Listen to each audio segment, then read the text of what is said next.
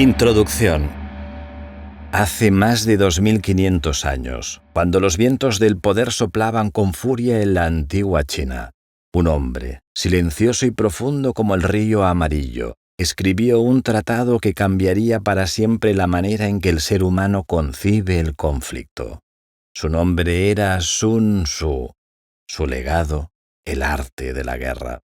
Pero no te equivoques. No estás a punto de abrir un manual de destrucción ni una antología de batallas. Estás a punto de cruzar el umbral hacia un pensamiento que ha resistido al tiempo como una montaña ante el vendaval. Un pensamiento que cuanto más se aleja la sangre de las espadas, más se acerca al corazón de la sabiduría. ¿Qué es este libro, entonces?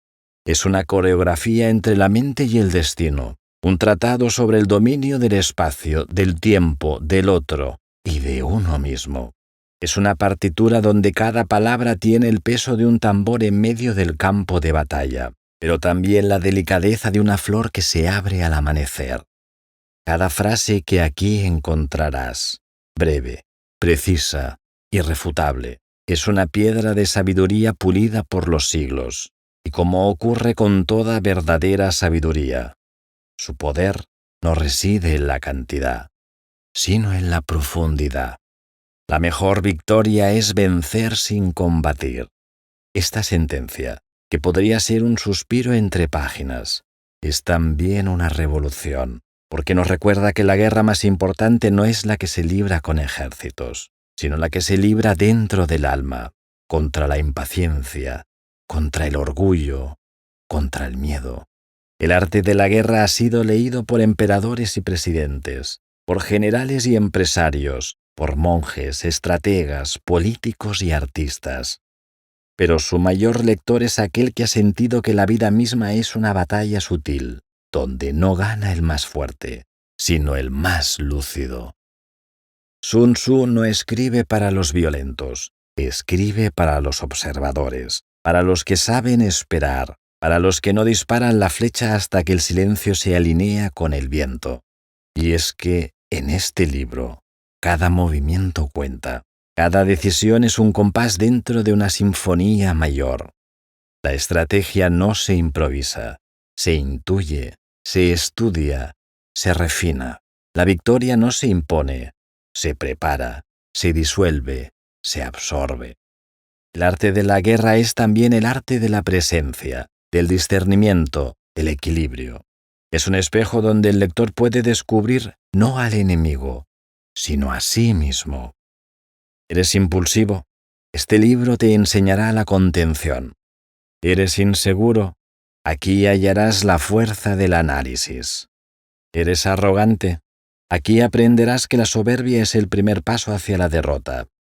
Sun Tzu nos enseña que toda batalla se gana antes de comenzar, que no se trata de ser fuerte, sino de ser invisible, no de ser rápido, sino de ser inevitable, que la preparación es más poderosa que la improvisación y que a veces el mayor acto de poder es la retirada. Este libro es aire de montaña, es fuego oculto bajo cenizas, es agua que toma la forma del recipiente, pero que siempre busca el cauce más profundo. Y en este mundo moderno, donde las guerras han cambiado de forma, ya no se libran en campos de batalla, sino en oficinas, redes, ideas, contratos, palabras, decisiones. La sabiduría de Sun Tzu brilla con una fuerza aún más necesaria, porque seguimos luchando, seguimos decidiendo, seguimos enfrentándonos al caos del mundo y al caos interior. El arte de la guerra es quizá el más poderoso de los libros silenciosos. No grita, no seduce con florituras, no busca aplausos, solo busca una cosa, que comprendas. Y cuando lo haces, cuando de verdad lo haces, ya no vuelves a ver el conflicto con los mismos ojos. Te conviertes en el estratega de tu propia vida, en el arquitecto de tu destino, en el guerrero que no necesita luchar para triunfar, en el sabio que comprende que la victoria verdadera no está en doblegar al otro, sino en no ser dominado por uno mismo. Así pues, abre este libro como quien abre una puerta en la oscuridad. Dentro no hallarás ruido, sino claridad. No sangre, sino conciencia. No armas, sino visión. Este no es un libro sobre la guerra. Este es un libro sobre cómo vivir, sin ser vencido.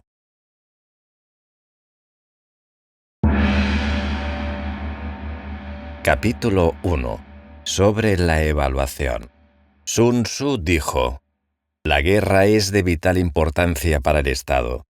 Es el dominio de la vida o de la muerte, el camino hacia la supervivencia o la pérdida del imperio. Es forzoso manejarla bien. No reflexionar seriamente sobre todo lo que le concierne. Es dar prueba de una culpable indiferencia en lo que respecta a la conservación o pérdida de lo que nos es más querido, y ello no debe ocurrir entre nosotros. Hay que valorarla en términos de 5 factores fundamentales y hacer comparaciones entre diversas condiciones de los bandos rivales, con vistas a determinar el resultado de la guerra. El primero de estos factores es la doctrina, el segundo el tiempo, el tercero el terreno, el cuarto el mando y el quinto la disciplina. La doctrina significa aquello que hace que el pueblo esté en armonía con su gobernante, de modo que le siga donde sea, sin temer por sus vidas ni a correr cualquier peligro. El tiempo significa el yin y el yang, la noche y el día, el frío y el calor, días despejados o lluviosos, y el cambio de las estaciones. El terreno implica las distancias, y hace referencia a donde es fácil o difícil desplazarse, y si es campo abierto o lugares estrechos, y esto influencia las posibilidades de supervivencia.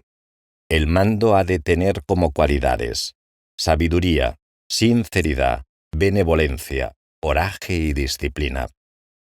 Por último, la disciplina ha de ser comprendida como la organización del ejército, las graduaciones y rangos entre los oficiales, la regulación de las rutas de suministros y la provisión de material militar al ejército.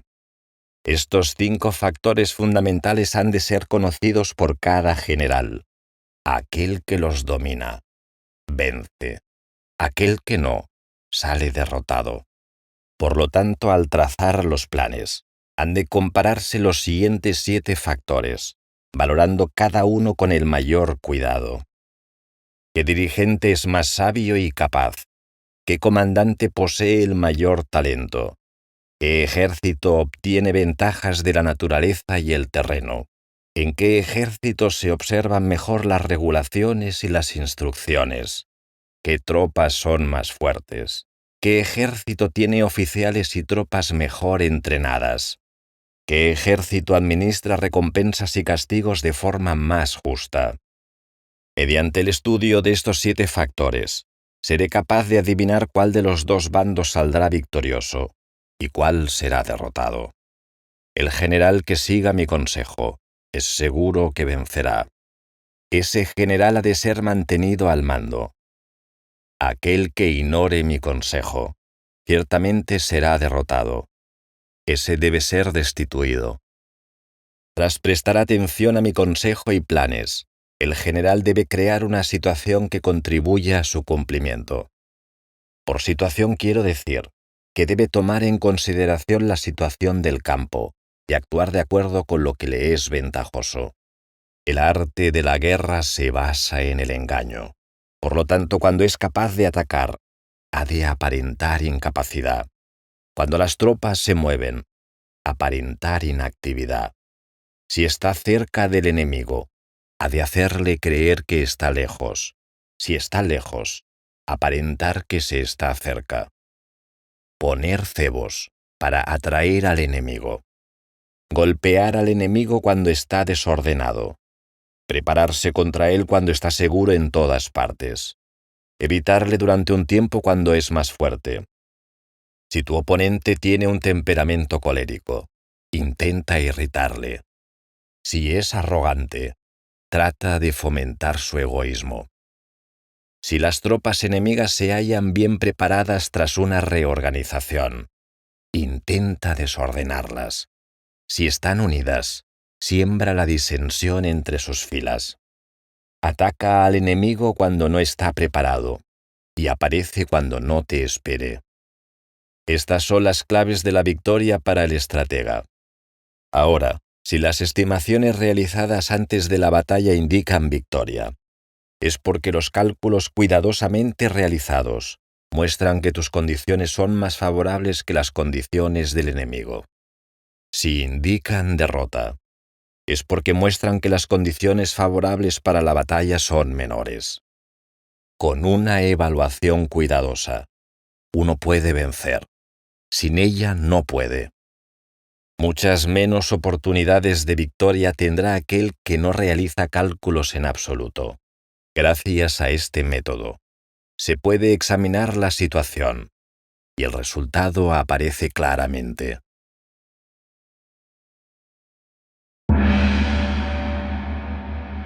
Capítulo 2. Sobre la iniciación de las acciones. Una vez comenzada la batalla, aunque estés ganando, de continuar por mucho tiempo desanimará a tus tropas y embotará tu espada. Si estás sitiando una ciudad, agotarás tus fuerzas. Si mantienes a tu ejército durante mucho tiempo en campaña, tus suministros se agotarán. Las armas son instrumentos de mala suerte. Emplearlas por mucho tiempo producirá calamidades.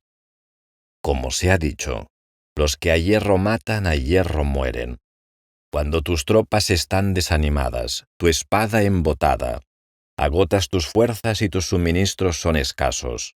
Hasta los tuyos se aprovecharán de tu debilidad para sublevarse. Entonces, aunque tengas consejeros sabios, al final no podrás hacer que las cosas salgan bien. Por esta causa he oído hablar de operaciones militares que han sido torpes y repentinas, pero nunca he visto a ningún experto en el arte de la guerra que mantuviese la campaña por mucho tiempo. Nunca es beneficioso para un país dejar que una operación militar se prolongue por mucho tiempo.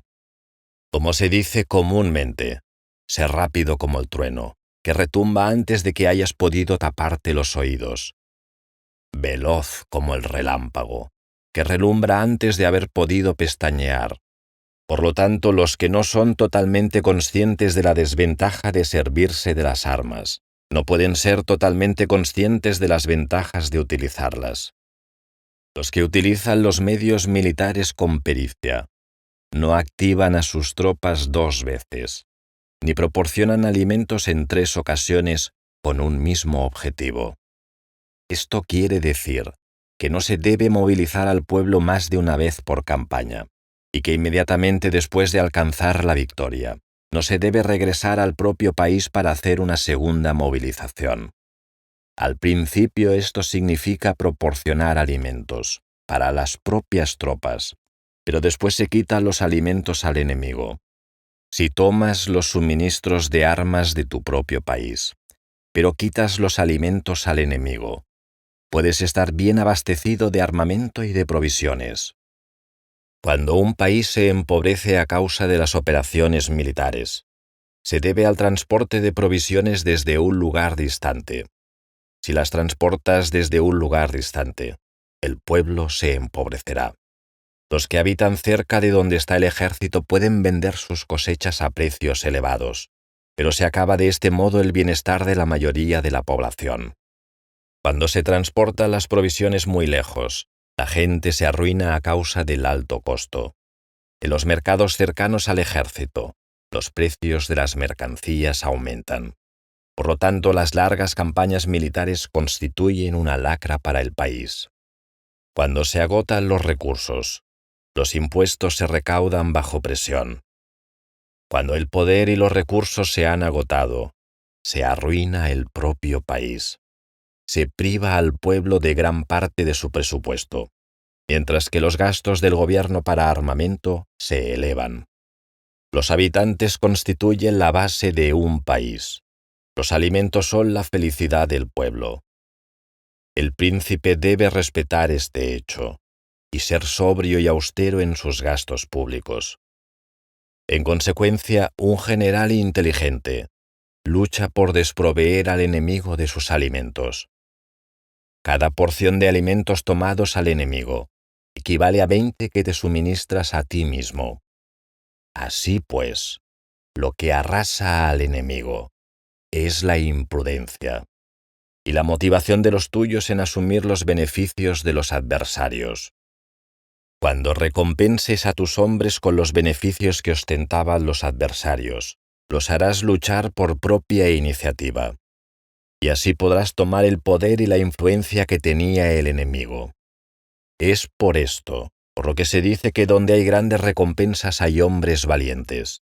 Por consiguiente, en una batalla de carros, recompensa primero al que tome al menos 10 carros.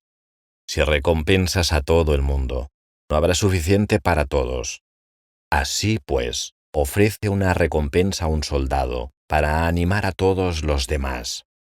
Cambia sus colores, de los soldados enemigos hechos prisioneros. Utilízalos mezclados con los tuyos. Trata bien a los soldados y préstales atención. Los soldados prisioneros deben ser bien tratados, para conseguir que en el futuro luchen para ti. A esto se llama vencer al adversario e incrementar por añadidura tus propias fuerzas. Si utilizas al enemigo para derrotar al enemigo, serás poderoso en cualquier lugar a donde vayas. Así pues, lo más importante en una operación militar es la victoria y no la persistencia. Esta última no es beneficiosa. Un ejército es como el fuego. Si no lo apagas, se consumirá por sí mismo. Por lo tanto, sabemos que el que está a la cabeza del ejército está a cargo de las vidas de los habitantes y de la seguridad de la nación.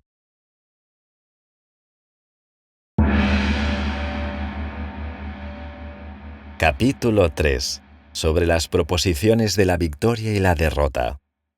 Como regla general, es mejor conservar a un enemigo intacto que destruirlo, capturar a sus soldados para conquistarlos y dominar a sus jefes. Un general decía: practica las artes marciales, calcula la fuerza de tus adversarios, haz que pierdan su ánimo y dirección, de manera que aunque el ejército enemigo esté intacto, sea inservible. Esto es ganar sin violencia. Si destruyes al ejército enemigo y matas a sus generales, asaltas sus defensas disparando, reúnes a una muchedumbre y usurpas un territorio, todo esto es ganar por la fuerza. Por esto los que ganan todas las batallas no son realmente profesionales. Los que consiguen que se rindan impotentes los ejércitos ajenos sin luchar son los mejores maestros del arte de la guerra. Los guerreros superiores atacan mientras los enemigos están proyectando sus planes. Luego deshacen sus alianzas. Por eso un gran emperador decía: el que lucha por la victoria frente a espadas desnudas no es un buen general. La peor táctica es atacar una ciudad. Asediar, acorralar a una ciudad, solo se lleva a cabo como último recurso. Emplea no menos de 3 meses en preparar tus artefactos y otros 3 para coordinar los recursos para tu asedio. Nunca se debe atacar por cólera y con prisas. Es aconsejable tomarse tiempo en la planificación y coordinación del plan. Por lo tanto, un verdadero maestro de las artes marciales vence a otras fuerzas enemigas sin batalla, conquista otras ciudades sin asediarlas, y destruye a otros ejércitos sin emplear mucho tiempo. Un maestro experto en las artes marciales deshace los planes de los enemigos, estropea sus relaciones y alianzas, le corta los suministros o bloquea su camino, venciendo mediante estas tácticas, sin necesidad de luchar. Es imprescindible luchar contra todas las facciones enemigas para obtener una victoria completa, de manera que su ejército no quede acuartelado y el beneficio sea total. Esta es la ley del asedio estratégico. La victoria completa se produce cuando el ejército no lucha. La ciudad no es asediada. La destrucción no se prolonga durante mucho tiempo. Y en cada caso, el enemigo es vencido por el empleo de la estrategia. Así pues, la regla de la utilización de la fuerza es la siguiente: Si tus fuerzas son 10 veces superiores a las del adversario, rodéalo. Si son 5 veces superiores, atácalo. Si son 2 veces superiores, divídelo. Si tus fuerzas son iguales en número, lucha si te es posible. Si tus fuerzas son inferiores, mantente continuamente en guardia, pues el más pequeño fallo te acarrearía las peores consecuencias. Trata de mantenerte al abrigo y evita en lo posible un enfrentamiento abierto con él. La prudencia y la firmeza de un pequeño número de personas pueden llegar a cansar y a dominar incluso a numerosos ejércitos. Este consejo se aplica en los casos en que todos los factores son equivalentes. Si tus fuerzas están en orden mientras que las suyas están inmersas en el caos, si tú y tus fuerzas están con ánimo y ellos desmoralizados, entonces, aunque sean más numerosos, puedes entrar en batalla. Si tus soldados, tus fuerzas, tu estrategia y tu valor son menores que las de tu adversario, entonces debes retirarte y buscar una salida. En consecuencia, si el bando más pequeño es obstinado, cae prisionero del bando más grande. Esto quiere decir que si un pequeño ejército no hace una valoración adecuada de su poder y se atreve a enemistarse con una gran potencia, por mucho que su defensa sea firme, inevitablemente se convertirá en conquistado. Si no puedes ser fuerte, pero tampoco sabes ser débil, serás derrotado. Los generales son servidores del pueblo. Cuando un servicio es completo, el pueblo es fuerte. Cuando su servicio es defectuoso, el pueblo es débil. Así pues, existen 3 maneras en las que un príncipe lleva al ejército al desastre. Cuando un príncipe, ignorando los hechos, ordena avanzar a sus ejércitos, o retirarse cuando no deben hacerlo, a esto se le llama inmovilizar al ejército. Cuando un príncipe ignora los asuntos militares, pero comparte en pie de igualdad el mando del ejército, los soldados acaban confusos. Cuando el príncipe ignora cómo llevar a cabo las maniobras militares, pero comparte por igual su dirección, los soldados están vacilantes. Una vez que los ejércitos están confusos y vacilantes, empiezan los problemas procedentes de los adversarios.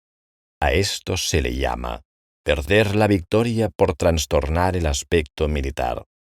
Si intentas utilizar los métodos de un gobierno civil para dirigir una operación militar, la operación será confusa.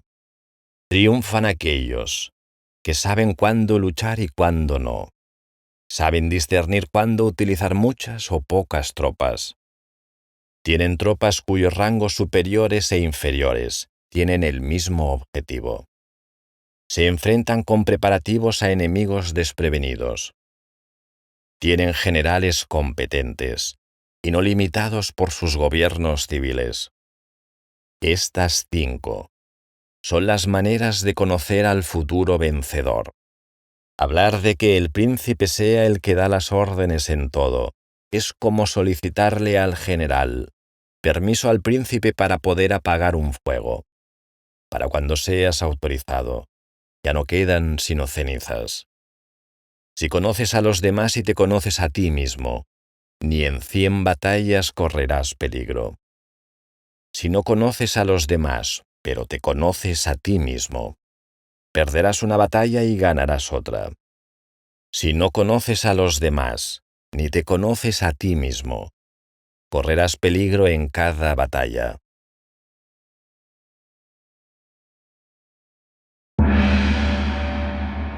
Capítulo 4. Sobre la medida en la disposición de los medios. Antiguamente, los guerreros expertos se hacían a sí mismos invencibles en primer lugar, y después aguardaban para descubrir la vulnerabilidad de sus adversarios. Hacerte invencible significa conocerte a ti mismo.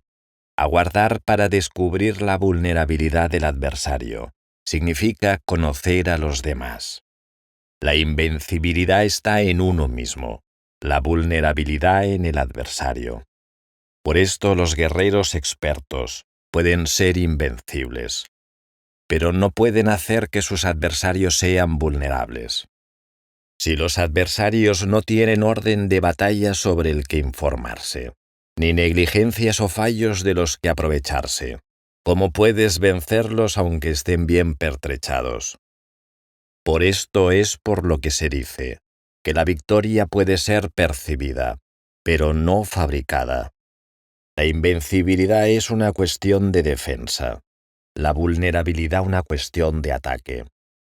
Mientras no hayas observado vulnerabilidades en el orden de batalla de los adversarios, oculta tu propia formación de ataque y prepárate para ser invencible, con la finalidad de preservarte. Cuando los adversarios tienen órdenes de batalla vulnerables, es el momento de salir a atacarlos. La defensa es para tiempos de escasez, el ataque para tiempos de abundancia. Los expertos en defensa se esconden en las profundidades de la tierra. Los expertos en maniobras de ataque se esconden en las más elevadas alturas del cielo.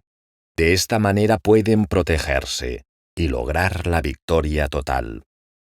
En situaciones de defensa, acalláis las voces y borráis las huellas, escondidos como fantasmas y espíritus bajo tierra, invisibles para todo el mundo. En situaciones de ataque, vuestro movimiento es rápido y vuestro grito fulgurante, veloz como el trueno y el relámpago, para los que no se puede uno preparar, aunque vengan del cielo. Prever la victoria, cuando cualquiera la puede conocer, no constituye verdadera destreza. Todo el mundo elogia la victoria ganada en batalla, pero esa victoria no es realmente tan buena. Todo el mundo elogia la victoria en la batalla, pero lo verdaderamente deseable es poder ver el mundo de lo sutil y darte cuenta del mundo de lo oculto, hasta el punto de ser capaz de alcanzar la victoria, donde no existe forma. No se requiere mucha fuerza para levantar un cabello. No es necesario tener una vista aguda para ver el sol y la luna, ni se necesita tener mucho oído para escuchar el retumbar del trueno. Lo que todo el mundo conoce no se llama sabiduría. La victoria sobre los demás obtenida por medio de la batalla no se considera una buena victoria. En la antigüedad, los que eran conocidos como buenos guerreros vencían cuando era fácil vencer. Si solo eres capaz de asegurar la victoria tras enfrentarte a un adversario en un conflicto armado, esa victoria es una dura victoria. Si eres capaz de ver lo sutil y de darte cuenta de lo oculto, irrumpiendo antes del orden de batalla, la victoria así obtenida es una victoria fácil. En consecuencia, las victorias de los buenos guerreros no destacan por su inteligencia o su bravura. Así pues, las victorias que ganan en batalla no son debidas a la suerte. Sus victorias no son casualidades, sino que son debidas a haberse situado previamente en posición de poder ganar con seguridad, imponiéndose sobre los que ya han perdido de antemano. La gran sabiduría no es algo obvio. El mérito grande no se anuncia. Cuando eres capaz de ver lo sutil, es fácil ganar. ¿Qué tiene esto que ver con la inteligencia o la bravura? Cuando se resuelven los problemas antes de que surjan, ¿quién llama a esto inteligencia? Cuando hay victoria sin batalla, ¿quién habla de bravura? Así pues, los buenos guerreros toman posición en un terreno en el que no pueden perder, y no pasan por alto las condiciones que hacen a su adversario proclive a la derrota. En consecuencia, un ejército victorioso gana primero y entabla la batalla después. Un ejército derrotado lucha primero e intenta obtener la victoria después. Esta es la diferencia entre los que tienen estrategia y los que no tienen planes premeditados. Los que utilizan bien las armas cultivan el camino y observan las leyes. Así pueden gobernar prevaleciendo sobre los corruptos. Servirse de la armonía para desvanecer la oposición. No atacar un ejército inocente. No hacer prisioneros o tomar botín por donde pasa el ejército. No cortar los árboles ni contaminar los pozos. Limpiar y purificar los templos de las ciudades y montañas del camino que atraviesas. No repetir los errores de una civilización decadente. A todo esto se llama el camino y sus leyes. Cuando el ejército está estrictamente disciplinado, hasta el punto en que los soldados morirían antes que desobedecer las órdenes, y las recompensas y los castigos merecen confianza y están bien establecidos. Cuando los jefes y oficiales son capaces de actuar de esta forma, pueden vencer a un príncipe enemigo corrupto.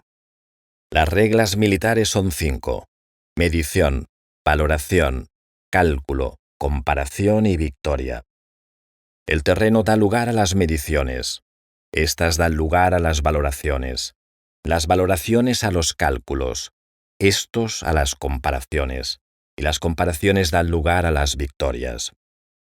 Mediante las comparaciones de las dimensiones puedes conocer dónde se halla la victoria o la derrota. En consecuencia, un ejército victorioso es como 1 kilo comparado con 1 gramo. Un ejército derrotado es como 1 gramo comparado con 1 kilo. Cuando el que gana consigue que su pueblo vaya a la batalla, como si estuviera dirigiendo una gran corriente de agua hacia un cañón profundo. Esto es una cuestión de orden de batalla. Cuando el agua se acumula en un cañón profundo, nadie puede medir su cantidad. Lo mismo que nuestra defensa no muestra su forma. Cuando se suelta el agua, se precipita hacia abajo como un torrente, de manera tan irresistible como nuestro propio ataque.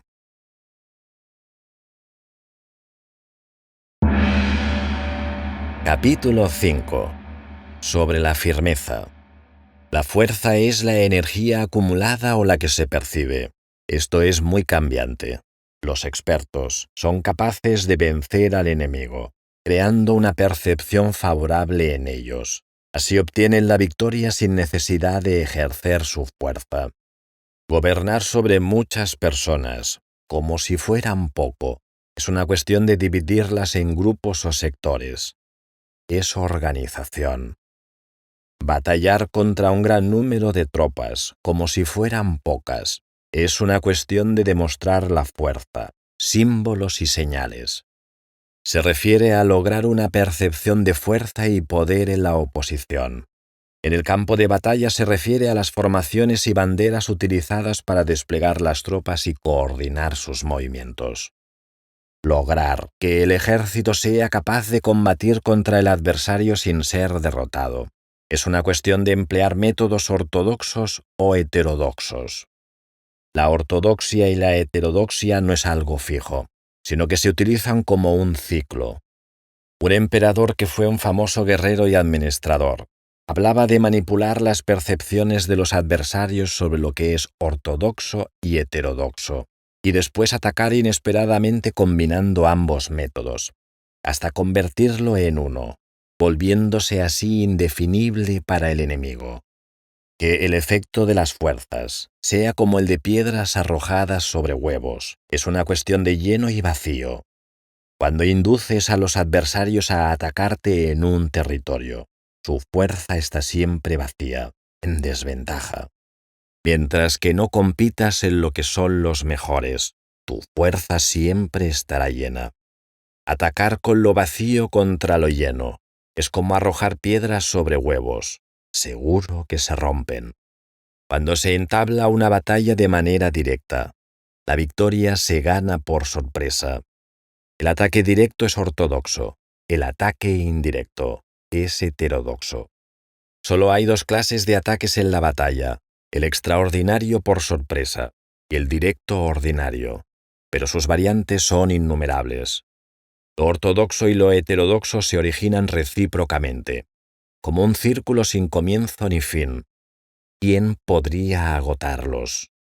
Cuando la velocidad del agua que fluye alcanza el punto en el que puede mover las piedras, esta es la fuerza directa.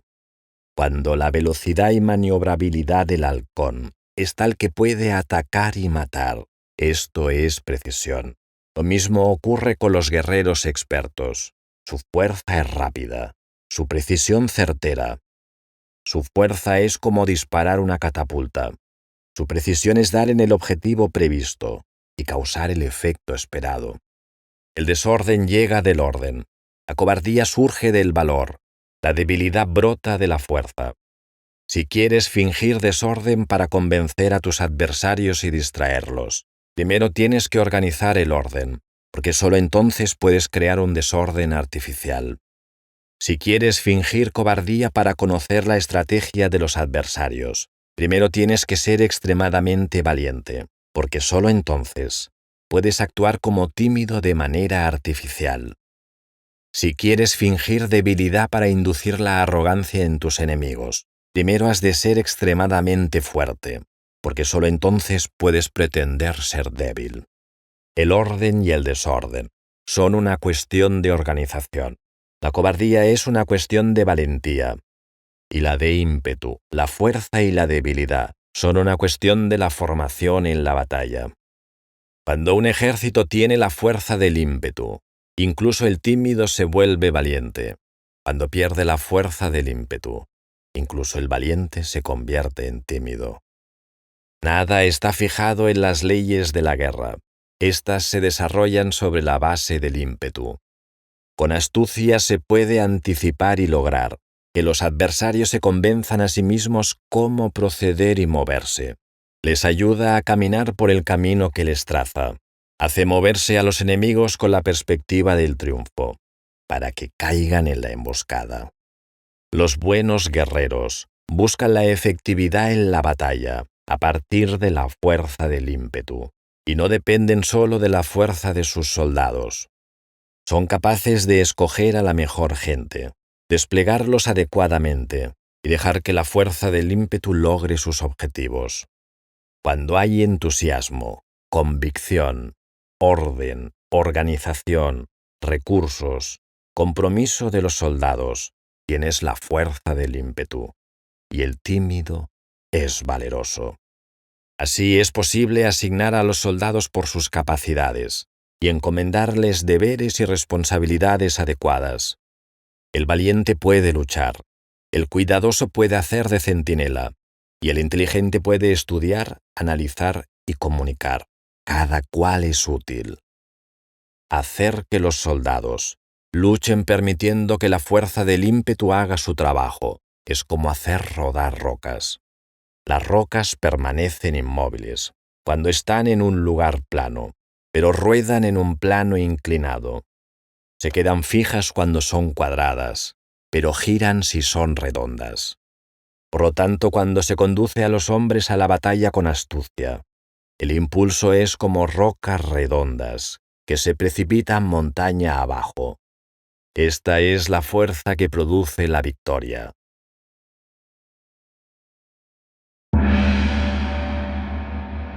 Capítulo 6. Sobre lo lleno y lo vacío. Los que anticipan, se preparan y llegan primero al campo de batalla, y esperan al adversario. Están en posición descansada. Los que llegan los últimos al campo de batalla, los que improvisan y entablan la lucha, quedan agotados. Los buenos guerreros hacen que los adversarios vengan a ellos, y de ningún modo se dejan atraer fuera de su fortaleza. Si haces que los adversarios vengan a ti para combatir, su fuerza estará siempre vacía. Si no sales a combatir, tu fuerza estará siempre llena. Este es el arte de vaciar a los demás y de llenarte a ti mismo. Lo que impulsa a los adversarios a venir hacia ti por propia decisión es la perspectiva de ganar. Lo que desanima a los adversarios de ir hacia ti es la probabilidad de sufrir daños. Cuando los adversarios están en posición favorable, debes cansarlos. Cuando están bien alimentados, cortar los suministros. Cuando están descansando, hacer que se pongan en movimiento. Ataca inesperadamente, haciendo que los adversarios se agoten corriendo para salvar sus vidas. Interrumpe sus provisiones, arrasa sus campos y corta sus vías de aprovisionamiento. Aparece en lugares críticos y ataca donde menos se lo esperen, haciendo que tengan que acudir al rescate. Aparece donde no puedan ir. Dirígete hacia donde menos se lo esperen. Para desplazarte cientos de kilómetros sin cansancio, atraviesa tierras despobladas.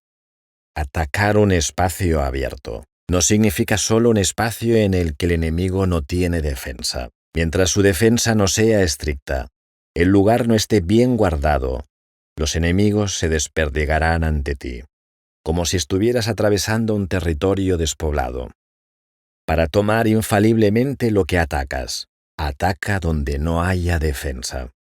Para mantener una defensa infaliblemente segura, defiende donde no haya ataque. Así, en el caso de los que son expertos en el ataque, sus enemigos no saben por dónde atacar. Cuando se cumplen las instrucciones, las personas son sinceramente leales y comprometidas. Los planes y preparativos para la defensa implantados con firmeza. Siendo tan sutil y reservado, no se revelan las estrategias de ninguna forma, y los adversarios se sienten inseguros, y su inteligencia no les sirve para nada. Sé extremadamente sutil, discreto, hasta el punto de no tener forma. Sé completamente misterioso y confidencial, hasta el punto de ser silencioso. De esta manera podrás dirigir el destino de tus adversarios. Para avanzar sin encontrar resistencia, arremete por sus puntos débiles. Para retirarte de manera esquiva, sé más rápido que ellos. Las situaciones militares se basan en la velocidad. Llega como el viento, muévete como el relámpago, y los adversarios no podrán vencerte. Por lo tanto, cuando quieras entrar en batalla, incluso si el adversario está atrincherado en una posición defensiva, no podrá evitar luchar si atacas en el lugar en el que debe acudir irremediablemente al rescate. Cuando no quieras entrar en batalla, incluso si trazas una línea en el terreno que quieres conservar, el adversario no puede combatir contigo porque le das una falsa pista. Esto significa que cuando los adversarios llegan para atacarte, no luchas con ellos, sino que estableces un cambio estratégico para confundirlos y llenarlos de incertidumbre. Por consiguiente, cuando induces a otros a efectuar una formación, mientras que tú mismo permaneces sin forma, estás centrado, mientras que tu adversario está dividido. Haz que los adversarios vean como extraordinario lo que es ordinario para ti. Haz que vean como ordinario lo que es extraordinario para ti. Esto es inducir al enemigo a efectuar una formación. Una vez vista la formación del adversario, concentra tus tropas contra él. Como tu formación no está a la vista, el adversario dividirá seguramente sus fuerzas. Cuando estás concentrado formando una sola fuerza, mientras que el enemigo está dividido en 10, estás atacando a una concentración de 1 contra 10, así que tus fuerzas superan a las suyas. Si puedes atacar a unos pocos soldados con muchos, diezmarás el número de tus adversarios. Cuando estás fuertemente atrincherado, te has hecho fuerte tras buenas barricadas y no dejas filtrar ninguna información sobre tus fuerzas. Sal afuera sin información precisa. Ataca y conquista de manera incontenible. No han de conocer dónde piensas librar la batalla, porque cuando no se conoce, el enemigo destaca muchos puestos de vigilancia, y en el momento en el que se establecen numerosos puestos, solo tienes que combatir contra pequeñas unidades. Así pues, cuando su vanguardia está preparada, su retaguardia es defectuosa, y cuando su retaguardia está preparada, su vanguardia presenta puntos débiles. Las preparaciones de su ala derecha significarán carencia en su ala izquierda. Las preparaciones por todas partes significará ser vulnerable por todas partes. Esto significa que cuando las tropas están de guardia en muchos lugares, están forzosamente desperdigadas en pequeñas unidades. Cuando se dispone de pocos soldados, se está a la defensiva contra el adversario. El que dispone de muchos hace que el enemigo tenga que defenderse. Cuantas más defensas induces a adoptar a tu enemigo, más debilitado quedará. Así, si conoces el lugar y la fecha de la batalla, Puedes acudir a ella aunque estés a 1000 kilómetros de distancia. Si no conoces el lugar y la fecha de la batalla, entonces tu flanco izquierdo no puede salvar al derecho, tu vanguardia no puede salvar a tu retaguardia, y tu retaguardia no puede salvar a tu vanguardia, ni siquiera en un territorio de unas pocas decenas de kilómetros. Si tienes muchas más tropas que los demás, ¿cómo puede ayudarte este factor para obtener la victoria? Si no conoces el lugar y la fecha de la batalla, aunque tus tropas sean más numerosas que las de ellos, ¿cómo puedes saber si vas a ganar o a perder? Así pues, se dice que la victoria puede ser creada. Si haces que los adversarios no sepan el lugar y la fecha de la batalla, siempre puedes vencer.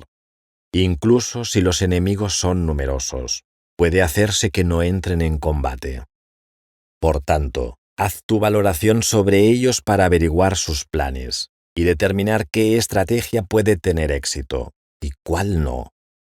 Incítalos a la acción para descubrir cuál es el esquema general de sus movimientos y descansa. Haz algo por o en contra de ellos para su atención, de manera que puedas de ellos descubrir sus hábitos de comportamiento, de ataque y de defensa. Indúcelos a adoptar formaciones específicas para conocer sus puntos flacos. Esto significa utilizar muchos métodos para confundir y perturbar al enemigo, con el objetivo de observar sus formas de respuesta hacia ti. Después de haberlas observado, actúas en consecuencia, de manera que puedes saber qué clase de situaciones significan vida y cuáles significan muerte. Pruébalos para averiguar sus puntos fuertes y sus puntos débiles. Por lo tanto, el punto final de la formación de un ejército es llegar a la no forma. Cuando no tienes forma, los informadores no pueden descubrir nada, ya que la información no puede crear una estrategia. Una vez que no tienes forma perceptible, no dejas huellas que puedan ser seguidas. Los informadores no encuentran ninguna grieta por donde mirar, y los que están a cargo de la planificación no pueden establecer ningún plan realizable. La victoria sobre multitudes mediante formaciones precisas debe ser desconocida para las multitudes.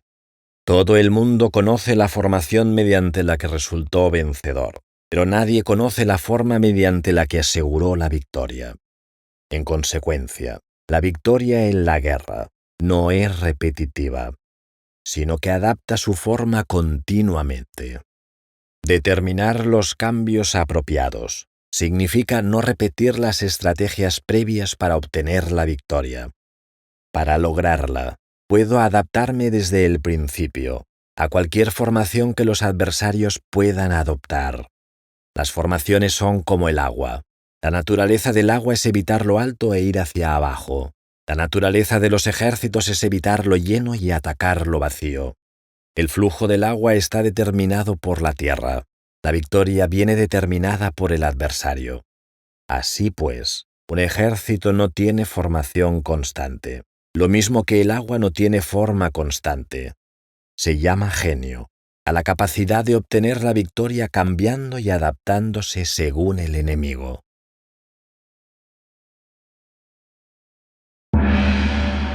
Capítulo 7. Sobre el enfrentamiento directo e indirecto. La regla ordinaria para el uso del ejército es que el mando del ejército reciba órdenes de las autoridades civiles y después reúne y concentra a las tropas, acuartelándolas juntas. Nada es más difícil que la lucha armada. Luchar con otros cara a cara para conseguir ventajas es lo más arduo del mundo. La dificultad de la lucha armada es hacer cercanas las distancias largas y convertir los problemas en ventajas. Por lo tanto, haces que su ruta sea larga, atrayéndole con la esperanza de ganar. Cuando emprendes la marcha después que los otros y llegas antes que ellos, conoces la estrategia de hacer que las distancias sean cercanas. Sírvete de una unidad especial para engañar al enemigo, atrayéndole a una falsa persecución, haciéndole creer que el grueso de tus fuerzas está muy lejos. Entonces, lanzas una fuerza de ataque sorpresa que llega antes, aunque emprendió el camino después. Por consiguiente, la lucha armada puede ser provechosa y puede ser peligrosa. Para el experto es provechosa, para el inexperto es peligrosa. Movilizar a todo el ejército para el combate en aras de obtener alguna ventaja tomaría mucho tiempo, pero combatir por una ventaja con un ejército incompleto tendría como resultado una falta de recursos. Si te movilizas rápidamente y sin parar día y noche, recorriendo el doble de la distancia habitual, y si luchas por obtener alguna ventaja a miles de kilómetros, tus jefes militares serán hechos prisioneros. Los soldados que sean fuertes llegarán allí primero, los más cansados llegarán después. Como regla general, solo lo conseguirá 1 de cada 10. Cuando la ruta es larga, las tropas se cansan. Si han gastado su fuerza en la movilización, llegan agotadas, mientras que sus adversarios están frescos. Así pues, es seguro que serán atacadas.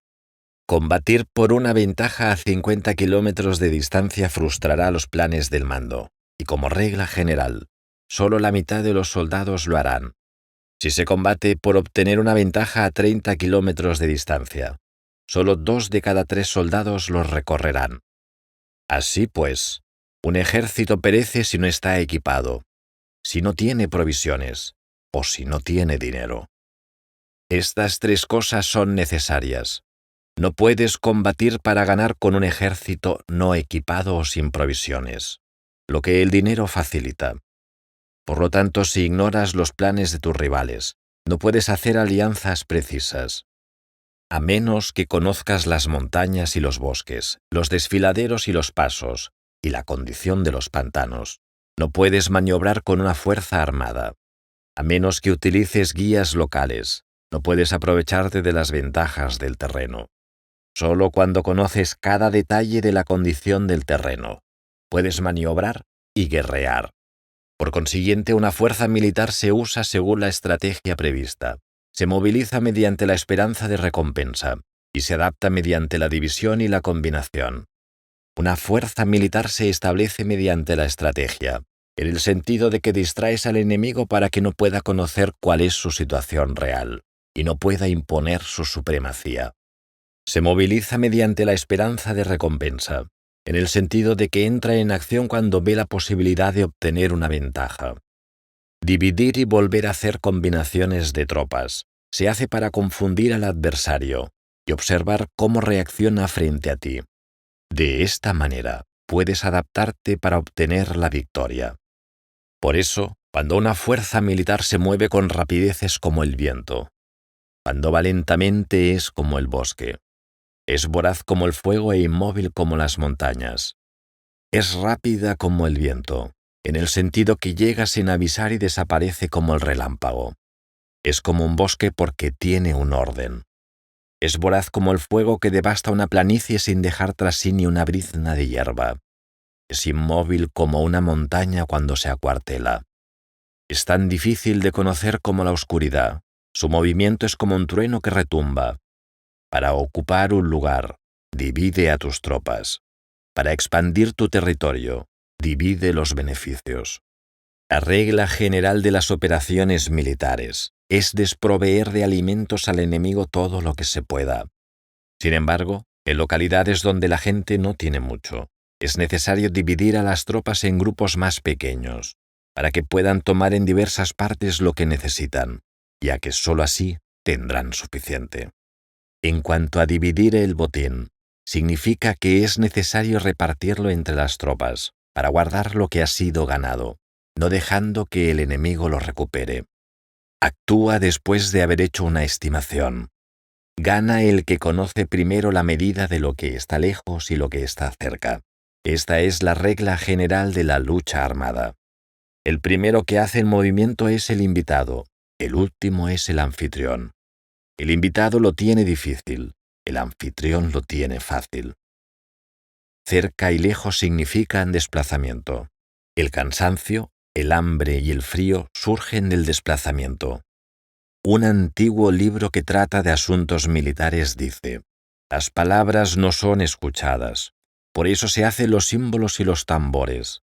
Las banderas y los estandartes se hacen a causa de la ausencia de visibilidad. Símbolos, tambores, banderas y estandartes. Se utilizan para concentrar y unificar los oídos y los ojos de los soldados.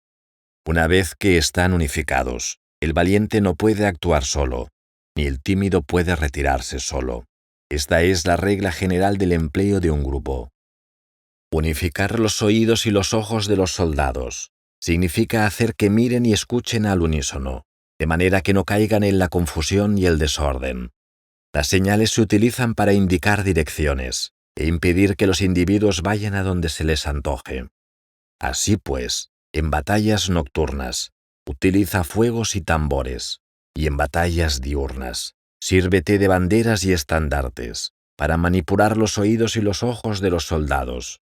Utiliza muchas señales para confundir las percepciones del enemigo y hacerle temer tu temible poder militar. De esta forma, haces desaparecer la energía de sus ejércitos y desmoralizas a sus generales. En primer lugar, has de ser capaz de mantenerte firme en tu propio corazón. Solo entonces puedes desmoralizar a los generales enemigos. Por esto la tradición afirma que los habitantes de otros tiempos tenían la firmeza para desmoralizar. Y la antigua ley de los que conducían carros de combate decía que cuando la mente original es firme, la energía fresca es victoriosa. De este modo, la energía de la mañana está llena de ardor, la del mediodía decae, y la energía de la noche se retira. En consecuencia, los expertos en el manejo de las armas prefieren la energía entusiasta. Atacan la decadente y la que se bate en retirada. Son ellos los que dominan la energía. Cualquier débil en el mundo se dispone a combatir en un minuto si se siente animado, pero cuando se trata realmente de tomar las armas y de entrar en batalla, es poseído por la energía. Cuando esta energía se desvanece, se detendrá. Estará asustado y se arrepentirá de haber comenzado. La razón por la que esa clase de ejércitos miran por encima del hombro a enemigos fuertes, lo mismo que miran a las doncellas vírgenes, es porque se están aprovechando de su agresividad, estimulada por cualquier causa. Utilizar el orden para enfrentarse al desorden. Utilizar la calma para enfrentarse con los que se agitan. Esto es dominar el corazón. A menos que tu corazón esté totalmente abierto y tu mente en orden, no puedes esperar ser capaz de adaptarte a responder sin límites, a manejar los acontecimientos de manera infalible, a enfrentarte a dificultades graves e inesperadas sin turbarte, dirigiendo cada cosa sin confusión. Dominar la fuerza es esperar a los que vienen de lejos, aguardar con toda comodidad a los que se han fatigado, y con el estómago saciado a los hambrientos. Esto es lo que se quiere decir cuando se habla de atraer a otros hacia donde estás, al tiempo que evitas ser inducido a ir donde están ellos. Evitar la confrontación contra formaciones de combate bien ordenadas y no atacar grandes batallones constituye el dominio de la adaptación. Por tanto, la regla general de las operaciones militares es no enfrentarse a una gran montaña, ni oponerse al enemigo de espaldas a ésta. Esto significa que si los adversarios están en un terreno elevado, no debes atacarles cuesta arriba, y que cuando efectúan una carga cuesta abajo, no debes hacerles frente. No persigas a los enemigos cuando finjan una retirada, ni ataques tropas expertas. Si los adversarios huyen de repente antes de agotar su energía, seguramente hay emboscadas esperándote para atacar a tus tropas. En este caso, debes retener a tus oficiales para que no se lancen en su persecución. No consumas la comida de sus soldados. Si el enemigo abandona de repente sus provisiones, éstas han de ser probadas antes de ser comidas, por si están envenenadas. No detengas a ningún ejército que esté en camino a su país. Bajo estas circunstancias, un adversario luchará hasta la muerte. Hay que dejarle una salida a un ejército rodeado. Muéstrales una manera de salvar la vida, para que no estén dispuestos a luchar hasta la muerte, y así podrás aprovecharte para atacarles. No presiones a un enemigo desesperado. Un animal agotado seguirá luchando, pues esa es la ley de la naturaleza. Estas son las leyes de las operaciones militares.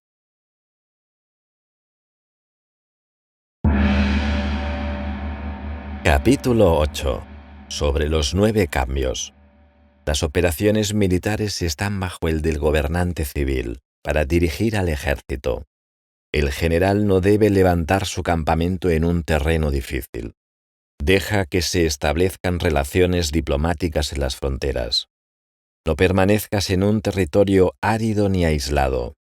Cuando te halles en un terreno cerrado, prepara alguna estrategia y muévete. Cuando te halles en un terreno mortal, lucha. Terreno cerrado significa que existen lugares escarpados que te rodean por todas partes, de manera que el enemigo tiene movilidad, que puede llegar e irse con libertad, pero a ti te es difícil salir y volver. Cada ruta debe ser estudiada para que sea la mejor. Hay rutas que no debes usar, ejércitos que no han de ser atacados, ciudades que no deben ser rodeadas, terrenos sobre los que no se debe combatir, y órdenes de gobernantes civiles que no deben ser obedecidas.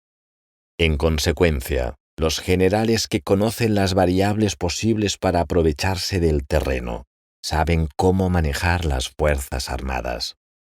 Si los generales no saben cómo adaptarse de manera ventajosa, aunque conozcan la condición del terreno, no pueden aprovecharse de él.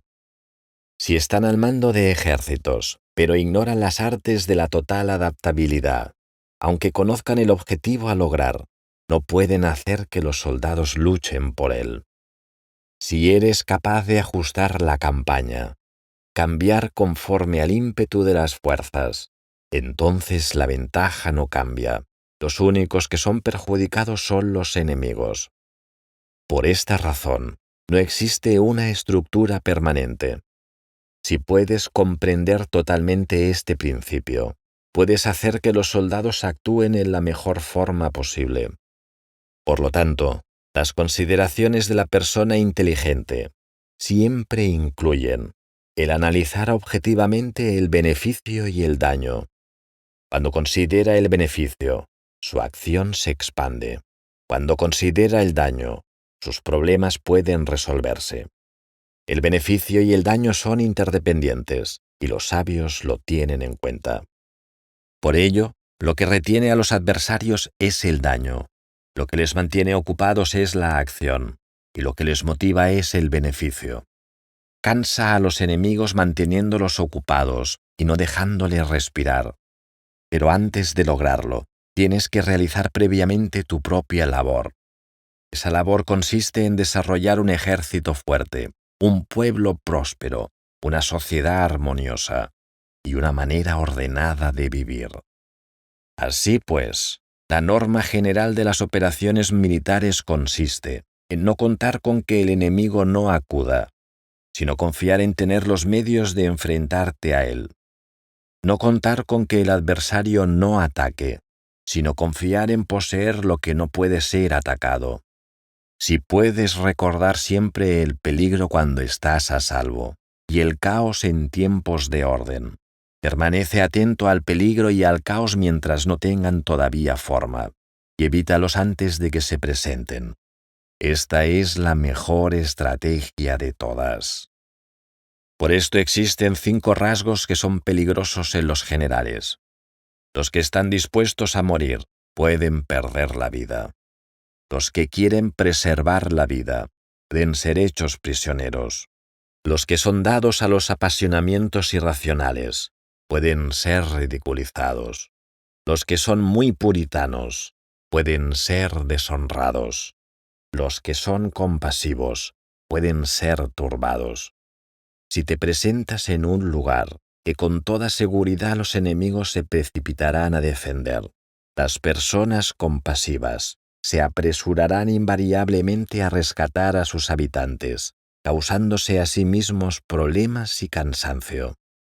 Estos son 5 rasgos que constituyen defectos en los generales y que son desastrosos para las operaciones militares. Los buenos generales son de otra manera.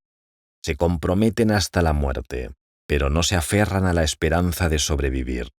Actúan de acuerdo con los acontecimientos, en forma racional y realista, sin dejarse llevar por las emociones ni estar sujetos a quedar confundidos.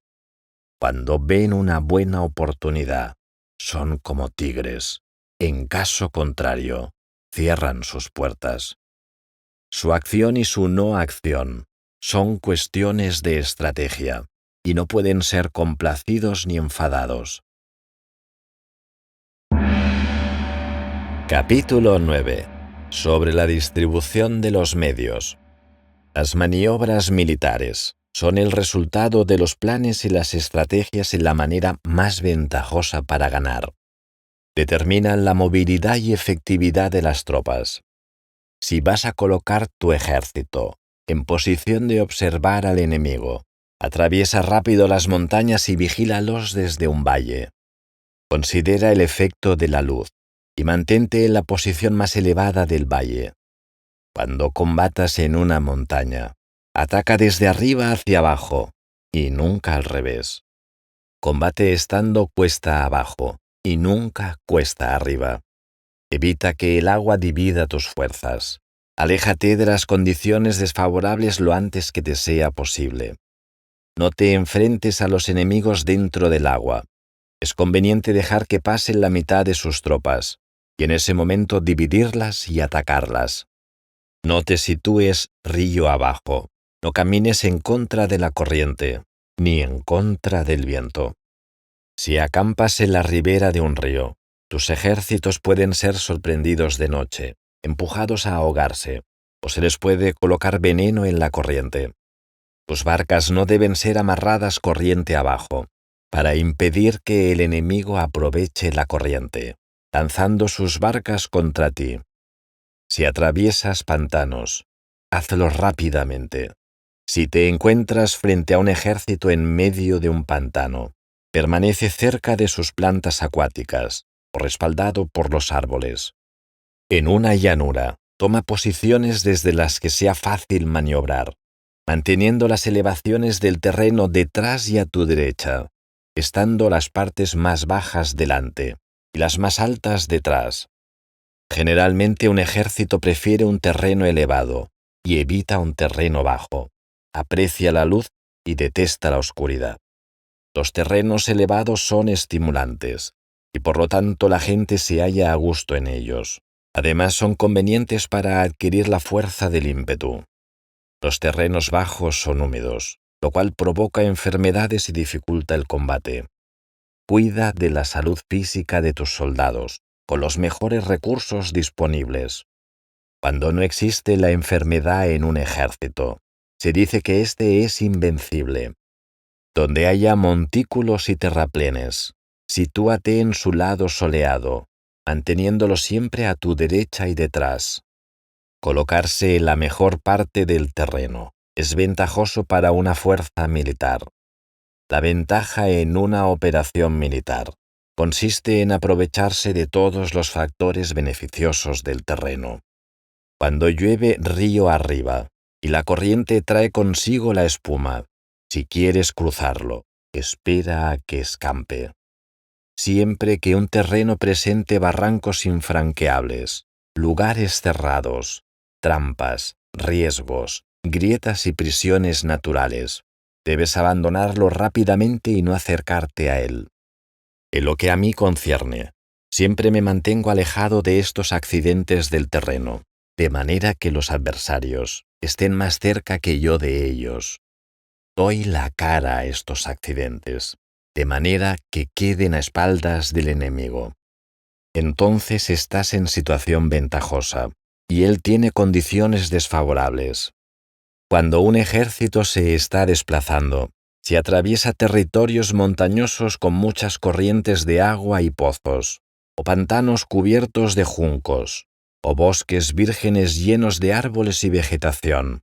Es imprescindible escudriñarlos totalmente y con cuidado, ya que estos lugares ayudan a las emboscadas y a los espías.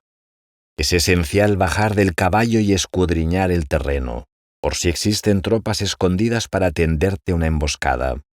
También podría ser que hubiera espías al acecho, observándote y escuchando tus instrucciones y movimientos. Cuando el enemigo está cerca, pero permanece en calma, quiere decir que se halla en una posición fuerte. Cuando está lejos pero intenta provocar hostilidades, quiere que avances. Si además su posición es accesible, eso quiere decir que le es favorable. Si un adversario no conserva la posición que le es favorable por las condiciones del terreno y se sitúa en otro lugar conveniente, debe ser porque existe alguna ventaja táctica para obrar de esta manera. Si se mueven los árboles, es que el enemigo se está acercando. Si hay obstáculos entre los matorrales, es que has tomado un mal camino. La idea de poner muchos obstáculos entre la maleza es hacerte pensar que existen tropas emboscadas escondidas en medio de ellas. Si los pájaros alzan el vuelo, hay tropas emboscadas en el lugar. Si los animales están asustados, existen tropas atacantes. Si se elevan columnas de polvo altas y espesas, hay carros que se están acercando. Si son bajas y anchas, se acercan soldados a pie. Humaredas esparcidas significa que se está cortando leña. Pequeñas polvaredas que van y vienen indican que hay que levantar el campamento. Si los emisarios del enemigo pronuncian palabras humildes, mientras que éste incrementa sus preparativos de guerra, esto quiere decir que va a avanzar. Cuando se pronuncian palabras altisonantes, se avanza ostentosamente, señal de que el enemigo se va a retirar. Si sus emisarios vienen con palabras humildes, envía espías para observar al enemigo. Comprobarás que está aumentando sus preparativos de guerra. Cuando los carros ligeros salen en primer lugar y se sitúan en los flancos, están estableciendo un frente de batalla. Si los emisarios llegan pidiendo la paz sin firmar un tratado, significa que están tramando algún complot. Si el enemigo dispone rápidamente a sus carros en filas de combate, es que está esperando refuerzos. No se precipitarán para un encuentro ordinario, si no entienden que les ayudará, o debe haber una fuerza que se halla a distancia, y que es esperada en un determinado momento para unir sus tropas y atacarte. Conviene anticipar, prepararse inmediatamente para esta eventualidad. Si la mitad de sus tropas avanza y la otra mitad retrocede, es que el enemigo piensa atraerte a una trampa. El enemigo está fingiendo en este caso confusión y desorden, para incitarte a que avances. Si los soldados enemigos se apoyan unos en otros, es que están hambrientos. Si los aguadores beben en primer lugar, es que las tropas están sedientas. Si el enemigo ve una ventaja pero no la aprovecha, es que está cansado. Si los pájaros se reúnen en el campo enemigo, es que el lugar está vacío. Si hay pájaros sobrevolando una ciudad, el ejército ha huido. Si se producen llamadas nocturnas, es que los soldados enemigos están atemorizados, tienen miedo y están inquietos, y por eso se llaman unos a otros. Si el ejército no tiene disciplina, esto quiere decir que el general no es tomado en serio. Si los estandartes se mueven, es que está sumido en la confusión. Las señales se utilizan para unificar el grupo. Así pues, si se desplaza de acá para allá sin orden ni concierto, significa que sus filas están confusas. Si sus emisarios muestran irritación, significa que están cansados. Si matan sus caballos para obtener carne, es que los soldados carecen de alimentos. Cuando no tienen marmitas y no vuelven a su campamento, son enemigos completamente desesperados.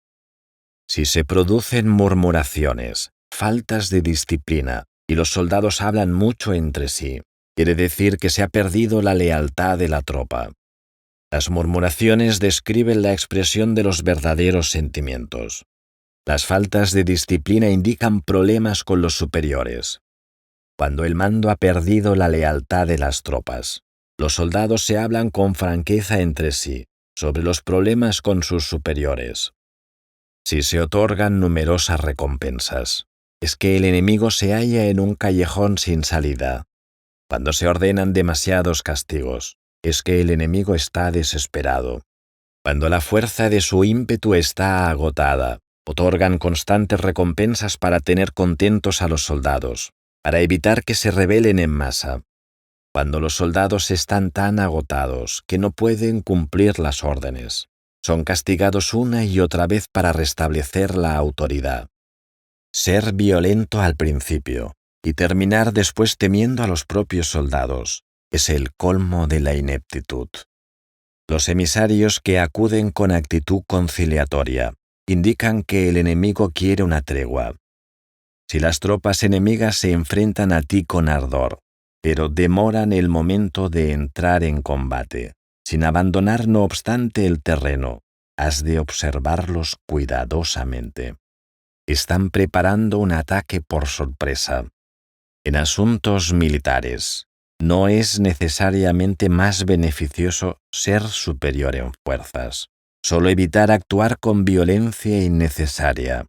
Es suficiente con consolidar tu poder, hacer estimaciones sobre el enemigo y conseguir reunir tropas.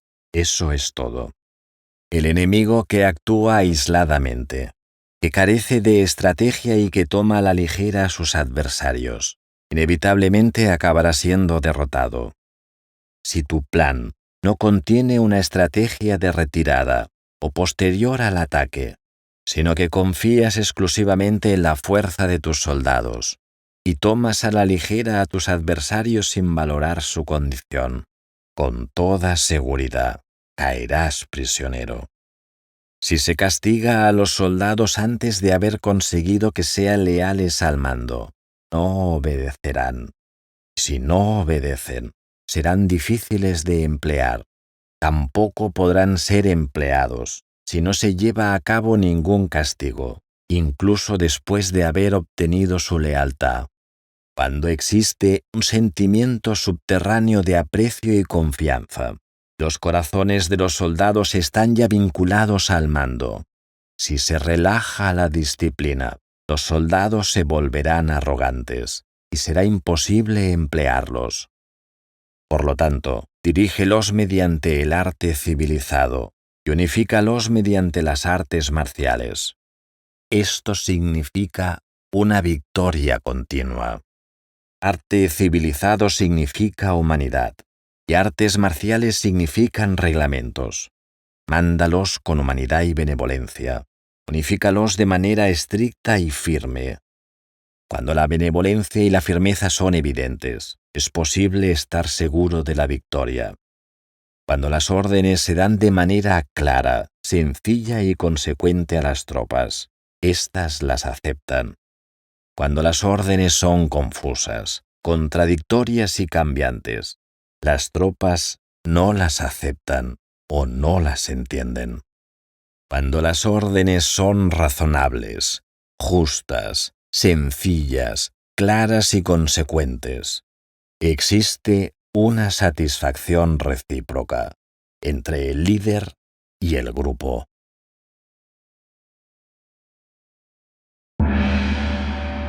Capítulo 10. Sobre la topología. Algunos terrenos son fáciles, otros difíciles, algunos neutros, otros estrechos, accidentados o abiertos. Cuando el terreno sea accesible, sé el primero en establecer tu posición, eligiendo las alturas soleadas, una posición que sea adecuada para transportar los suministros. Así tendrás ventaja cuando libres la batalla. Cuando estés en un terreno difícil de salir, estás limitado. En este terreno, si tu enemigo no está preparado, puedes vencer si sigues adelante. Pero si el enemigo está preparado y sigues adelante, tendrás muchas dificultades para volver de nuevo a él, lo cual jugará en contra tuya. Cuando es un terreno desfavorable para ambos bandos, se dice que es un terreno neutro.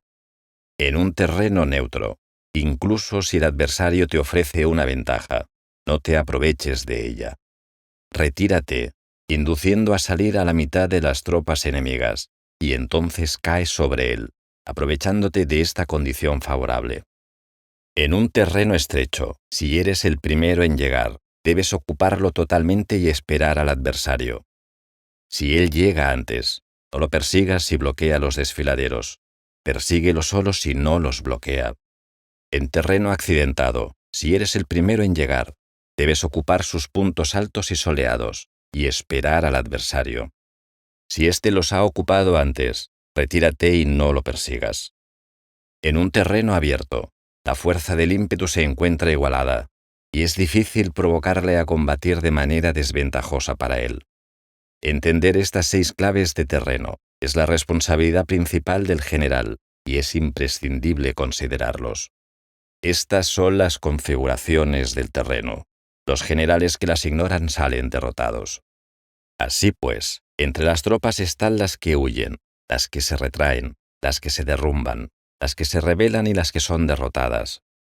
Ninguna de estas circunstancias constituye desastres naturales, sino que son debidas a los errores de los generales. Las tropas que tienen el mismo ímpetu, pero que atacan en proporción de 1 contra 10, salen derrotadas. Los que tienen tropas fuertes pero cuyos oficiales son débiles, quedan retraídos. Los que tienen soldados débiles al mando de oficiales fuertes, se verán en apuros. Cuando los oficiales superiores están encolerizados y son violentos, y se enfrentan al enemigo por su cuenta y por despecho, y cuando los generales ignoran sus capacidades, el ejército se desmoronará. Como norma general, para poder vencer al enemigo, todo el mando militar debe tener una sola intención, y todas las fuerzas militares deben cooperar. Cuando los generales son débiles y carecen de autoridad, cuando las órdenes no son claras, cuando oficiales y soldados no tienen solidez, y las formaciones son anárquicas, se produce revuelta. Los generales que son derrotados son aquellos que son incapaces de calibrar a los adversarios. Entran en combate con fuerzas superiores en número o mejor equipadas, y no seleccionan a sus tropas, según los niveles de preparación de las mismas. Si empleas soldados sin seleccionar a los preparados de los no preparados, a los arrojados y a los timoratos, te estás buscando tu propia derrota. Estas son las 6 maneras de ser derrotado. La comprensión de estas situaciones es la responsabilidad suprema de los generales y deben ser consideradas. La primera es no calibrar el número de fuerzas. La segunda, la ausencia de un sistema claro de recompensas y castigos. La tercera, la insuficiencia de entrenamiento. La cuarta es la pasión irracional. La quinta es la ineficacia de la ley del orden. Y la sexta es el fallo de no seleccionar a los soldados fuertes y resueltos. La configuración del terreno puede ser un apoyo para el ejército, para los jefes militares. El curso de la acción adecuada es calibrar al adversario para asegurar la victoria y calcular los riesgos y las distancias. Salen vencedores los que libran batallas conociendo estos elementos. Salen derrotados los que luchan ignorándolos. Por lo tanto, cuando las leyes de la guerra señalan una victoria segura, es claramente apropiado entablar batalla, incluso si el gobierno ha dado órdenes de no atacar. Si las leyes de la guerra no indican una victoria segura, es adecuado no entrar en batalla, aunque el gobierno haya dado la orden de atacar. De este modo se avanza sin pretender la gloria, se ordena la retirada sin evitar la responsabilidad, con el único propósito de proteger a la población, y en beneficio también del gobierno. Así se rinde un servicio valioso a la nación. Avanzar y retirarse en contra de las órdenes del gobierno no se hace por interés personal, sino para salvaguardar las vidas de la población y en auténtico beneficio del gobierno. Servidores de esta talla son muy útiles para un pueblo. Mira por tus soldados como miras por un recién nacido. Así estarán dispuestos a seguirte hasta los valles más profundos. Cuida de tus soldados, como cuidas de tus queridos hijos, y morirán gustosamente contigo. Pero si eres tan amable con ellos que no los puedes utilizar, si eres tan indulgente que no les puedes dar órdenes, tan informal que no puedes disciplinarlos, tus soldados serán como niños mimados y, por lo tanto, inservibles. Las recompensas no deben utilizarse solas, ni debe confiarse solamente en los castigos. En caso contrario, las tropas, como niños mimosos, se acostumbrarán a disfrutar o a quedar resentidas por todo. Esto es dañino y los vuelve inservibles. Si sabes que tus soldados son capaces de atacar, pero ignoras si el enemigo es invulnerable a un ataque, tienes solo la mitad de posibilidades de ganar. Si sabes que tu enemigo es vulnerable a un ataque, pero ignoras si tus soldados son capaces de atacar, solo tienes la mitad de posibilidades de ganar. Si sabes que el enemigo es vulnerable a un ataque y tus soldados pueden llevarlo a cabo, pero ignoras si la condición del terreno es favorable para la batalla, tienes la mitad de probabilidades de vencer. Por lo tanto, los que conocen las artes marciales no pierden el tiempo cuando efectúan sus movimientos, ni se agotan cuando atacan. Debido a esto se dice que cuando te conoces a ti mismo y conoces a los demás, la victoria no es un peligro. Cuando conoces el cielo y la tierra, la victoria es inagotable. Capítulo 11. Sobre las 9 clases de terreno. Conforme a las leyes de las operaciones militares, existen 9 clases de terreno. Si intereses locales luchan entre sí en su propio territorio, a este se le llama terreno de dispersión. Cuando los soldados están apegados a su casa y combaten cerca de su hogar, pueden ser dispersados con facilidad. Cuando penetras en un terreno ajeno, pero no lo haces en profundidad, a este se le llama territorio ligero. Esto significa que los soldados pueden regresar fácilmente.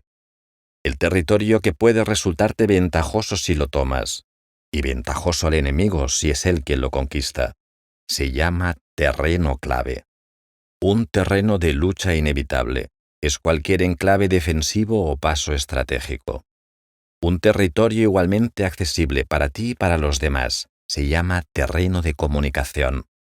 El territorio que está rodeado por 3 territorios rivales y es el primero en proporcionar libre acceso a él a todo el mundo, se llama terreno de intersección. El terreno de intersección es aquel en el que convergen las principales vías de comunicación, uniéndolas entre sí. Sé el primero en ocuparlo, y la gente tendrá que ponerse de tu lado. Si lo obtienes, te encuentras seguro. Si lo pierdes, corres peligro. Cuando penetras en profundidad en un territorio ajeno y dejas detrás muchas ciudades y pueblos, a este terreno se le llama difícil. Es un terreno del que es difícil regresar. Cuando atraviesas montañas boscosas, desfiladeros abruptos u otros accidentes difíciles de atravesar, a esto se le llama terreno desfavorable. Cuando el acceso es estrecho y la salida es tortuosa, de manera que una pequeña unidad enemiga puede atacarte, aunque tus tropas sean más numerosas, a este se le llama terreno cercado. Si eres capaz de una gran adaptación, puedes atravesar este territorio. Si solo puedes sobrevivir en un terreno, luchando con rapidez, y si es fácil morir si no lo haces, a este se le llama terreno mortal. Las tropas que se encuentran en un terreno mortal están en la misma situación que si se encontraran en una barca que se hunde o en una casa ardiendo. Así pues, no combatas en un terreno de dispersión, no te detengas en un terreno ligero, no ataques en un terreno clave, ocupado por el enemigo. No dejes que tus tropas sean divididas en un terreno de comunicación. En terrenos de intersección, establece comunicaciones. En terrenos difíciles, entra aprovisionado. En terrenos desfavorables, continúa marchando. En terrenos cercados, haz planes. En terrenos mortales, lucha. En un terreno de dispersión, los soldados pueden huir.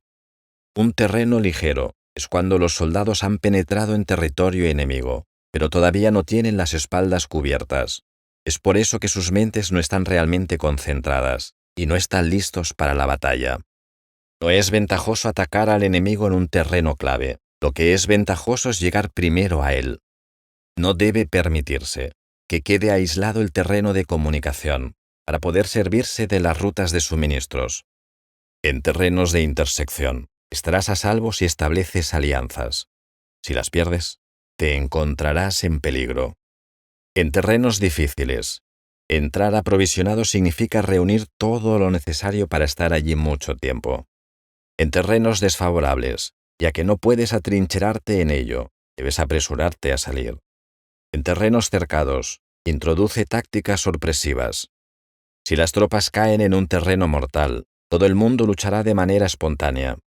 Por esto se dice, sitúa a las tropas en un territorio mortal y sobrevivirán.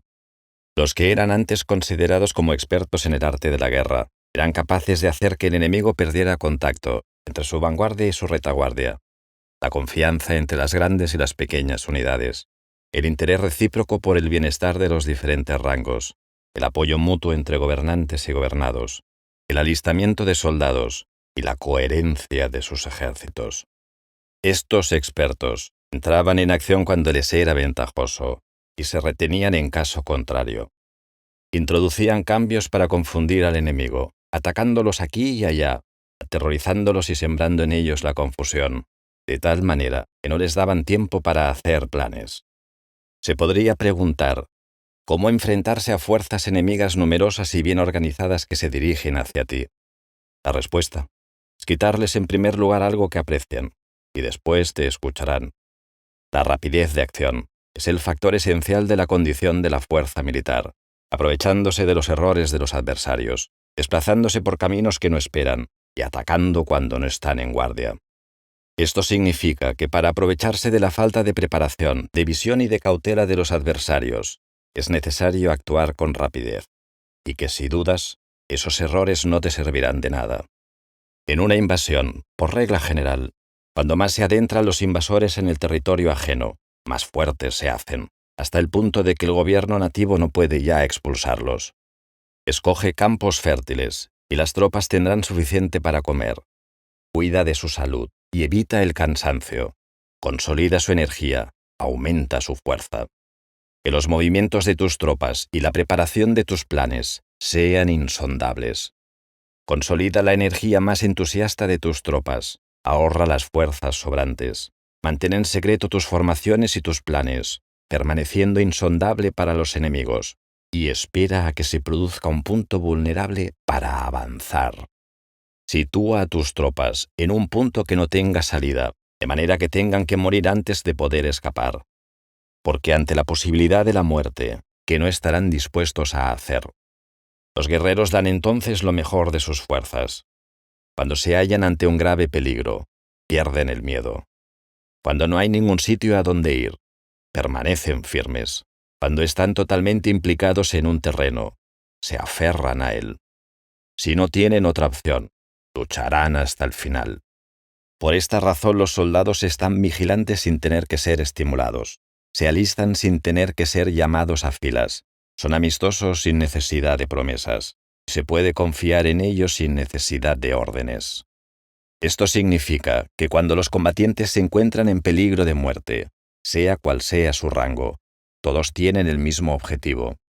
Y por lo tanto, están alertas sin necesidad de ser estimulados. Tienen buena voluntad de manera espontánea y sin necesidad de recibir órdenes. Y puede confiarse de manera natural en ellos, sin promesas ni necesidad de jerarquía. Prohíbe los augurios para evitar las dudas, y los soldados nunca te abandonarán. Si tus soldados no tienen riquezas, no es porque las desdeñen. Si no tienen más longevidad, no es porque no quieran vivir más tiempo. El día en que se da la orden de marcha, los soldados lloran. Así pues, una operación militar preparada con pericia debe ser como una serpiente veloz, que contraataca con su cola cuando alguien le ataca por la cabeza, contraataca con la cabeza cuando alguien le ataca por la cola, y contraataca con cabeza y cola cuando alguien le ataca por el medio. Esta imagen representa el método de una línea de batalla que responde velozmente cuando es atacada. Un manual de 8 formaciones clásicas de batalla dice: haz del frente la retaguardia, haz de la retaguardia el frente, con 4 cabezas y 8 colas. Haz que la cabeza esté en todas partes, y cuando el enemigo arremeta por el centro, cabeza y cola acudirán al rescate. Puede preguntarse la cuestión de si es posible hacer que una fuerza militar sea como una serpiente rápida. La respuesta es afirmativa. Incluso las personas que se tienen antipatía, encontrándose en el mismo barco, se ayudarán entre sí en caso de peligro de zozobrar. Es la fuerza de la situación la que hace que esto suceda. Por esto, no basta con depositar la confianza en caballos atados y ruedas fijadas. Se atan los caballos para formar una línea de combate estable. y se fijan las ruedas para hacer que los carros no se puedan mover. Pero aún así, esto no es suficientemente seguro ni se puede confiar en ello. Es necesario permitir que haya variantes a los cambios que se hacen, poniendo a los soldados en situaciones mortales, de manera que combatan de forma espontánea y se ayuden unos a otros, codo con codo. Este es el camino de la seguridad y de la obtención de una victoria cierta. La mejor organización es hacer que se exprese el valor y mantenerlo constante. Tener éxito, tanto con tropas débiles como con tropas aguerridas, se basa en la configuración de las circunstancias. Si obtienes la ventaja del terreno, puedes vencer a los adversarios, incluso con tropas ligeras y débiles. Cuanto más te sería posible si tienes tropas poderosas y aguerridas. Lo que hace posible la victoria a ambas clases de tropas es las circunstancias del terreno. Por lo tanto, los expertos en operaciones militares logran la cooperación de la tropa, de tal manera que dirigir un grupo es como dirigir a un solo individuo, no tiene más que una sola opción. Corresponde al general ser tranquilo, reservado, justo y metódico. Sus planes son tranquilos y absolutamente secretos, para que nadie pueda descubrirlos. Su mando es justo y metódico, así que nadie se atreve a tomarlo a la ligera. Puede mantener a sus soldados sin información y en completa ignorancia de sus planes. Cambia sus acciones y revisa sus planes, de manera que nadie pueda reconocerlos. Cambia de lugar su emplazamiento y se desplaza por caminos sinuosos, de manera que nadie puede anticiparse. Puedes ganar cuando nadie puede entender en ningún momento cuáles son tus intenciones. Dice un gran hombre: el principal engaño que se valora en las operaciones militares no se dirige solo a los enemigos, sino que empieza por las propias tropas, para hacer que le sigan a uno sin saber a dónde van. Cuando un general fija una meta a sus tropas, es como el que sube a un lugar elevado y después retira la escalera. Cuando un general se adentra muy en el interior del territorio enemigo, está poniendo a prueba todo su potencial. Ha hecho quemar las naves a sus tropas y destruir sus casas. Así las conduce como un rebaño, y todos ignoran hacia dónde se encaminan. Incumbe a los generales reunir a los ejércitos y ponerlos en situaciones peligrosas. También han de examinar las adaptaciones a los diferentes terrenos, las ventajas de concentrarse o dispersarse, y las pautas de los sentimientos y situaciones humanas. Cuando se habla de ventajas y de desventajas de la concentración y de la dispersión, quiere decir que las pautas de los comportamientos humanos cambian según los diferentes tipos de terreno. En general, la pauta de los invasores es unirse cuando están en el corazón del territorio enemigo, pero tienden a dispersarse cuando están en las franjas fronterizas. Cuando dejas tu territorio y atraviesas la frontera en una operación militar, te hallas en un terreno aislado. Cuando es accesible desde todos los puntos, es un terreno de comunicación. Cuando te adentras en profundidad, estás en un terreno difícil. Cuando penetras poco, estás en un terreno ligero. Cuando a tus espaldas se hallen espesuras infranqueables y delante pasajes estrechos, estás en un terreno cercado.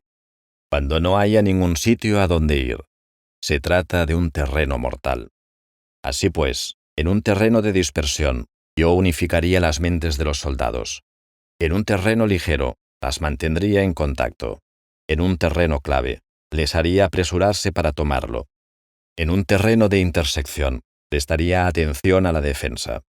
En un terreno de comunicación, establecería sólidas alianzas. En un terreno difícil, aseguraría suministros continuados.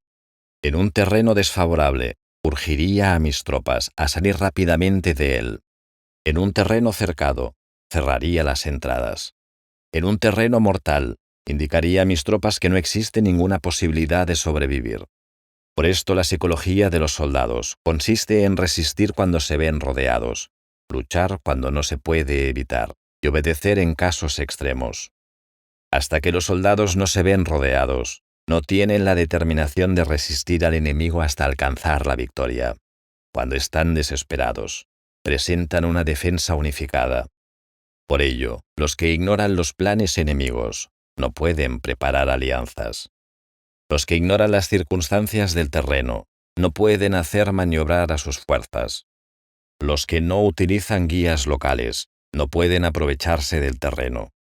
Los militares de un gobierno eficaz deben conocer todos estos factores. Cuando el ejército de un gobierno eficaz ataca un gran territorio, el pueblo no se puede unir.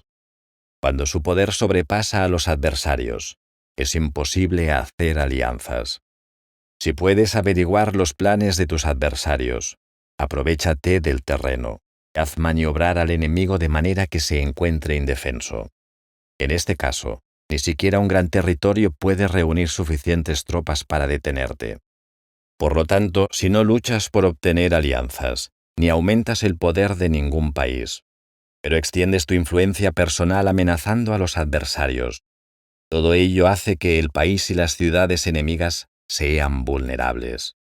Otorga recompensas que no estén reguladas y da órdenes desacostumbradas. Considera la ventaja de otorgar recompensas que no tengan precedentes. Observa cómo el enemigo hace promesas sin tener en cuenta los códigos establecidos. Maneja las tropas como si fueran una sola persona. Empléalas en tareas reales, pero no les hables. Motívalas con recompensas, pero no les comentes los perjuicios posibles. Emplea a tus soldados solo en combatir, sin comunicarles tu estrategia. Déjales conocer los beneficios que les esperan, pero no les hables de los daños potenciales. Si la verdad se filtra, tu estrategia puede hundirse. Si los soldados empiezan a preocuparse, se volverán vacilantes y temerosos. Colócalos en una situación de posible exterminio, y entonces lucharán para vivir. Ponles en peligro de muerte, y entonces sobrevivirán. Cuando las tropas afrontan peligros, son capaces de luchar para obtener la victoria. Así pues, la tarea de una operación militar es fingir acomodarse a las intenciones del enemigo. Si te concentras totalmente en este, puedes matar a su general aunque estés a kilómetros de distancia. A esto se llama cumplir el objetivo con pericia. Al principio te acomodas a sus intenciones, después matas a sus generales. Esta es la pericia en el cumplimiento del objetivo. Así, el día en que se declara la guerra, se cierran las fronteras, se rompen los salvoconductos y se impide el paso de emisarios. Los asuntos se deciden rigurosamente, desde que se comienza a planificar y establecer la estrategia desde la casa o cuartel general. El rigor en los cuarteles generales, en la fase de planificación, se refiere al mantenimiento del secreto. Cuando el enemigo ofrece oportunidades, aprovéchalas inmediatamente. Entérate primero de lo que pretende y después anticípate a él. Mantén la disciplina y adáptate al enemigo para determinar el resultado de la guerra. Así, al principio eres como una doncella y el enemigo abre sus puertas. Entonces tú eres como una liebre suelta y el enemigo no podrá expulsarte.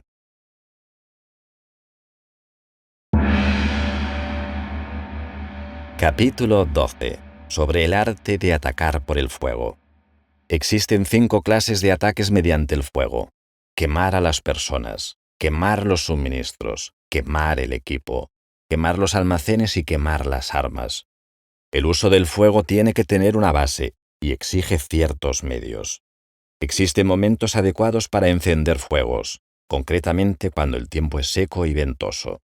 Normalmente, en ataques mediante el fuego, es imprescindible seguir los cambios producidos por este.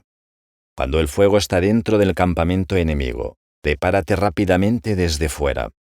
Si los soldados se mantienen en calma cuando el fuego se ha declarado, espera y no ataques. Cuando el fuego alcance su punto álgido, síguelo si puedes. Si no, espera. En general, el fuego se utiliza para sembrar la confusión en el enemigo y así poder atacarle. Cuando el fuego puede ser prendido en campo abierto, no esperes a hacerlo en su interior. Hazlo cuando sea oportuno. Cuando el fuego sea atizado por el viento, no ataques en dirección contraria a este. No es eficaz luchar contra el ímpetu del fuego, porque el enemigo luchará en este caso hasta la muerte. Si ha soplado el viento durante el día, a la noche amainará. Un viento diurno cesará al anochecer, un viento nocturno cesará al amanecer.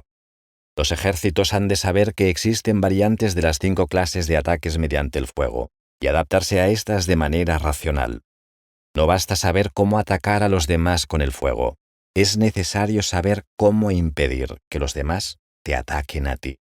Así pues, la utilización del fuego para apoyar un ataque significa claridad, y la utilización del agua para apoyar un ataque significa fuerza. El agua puede incomunicar, pero no puede arrasar.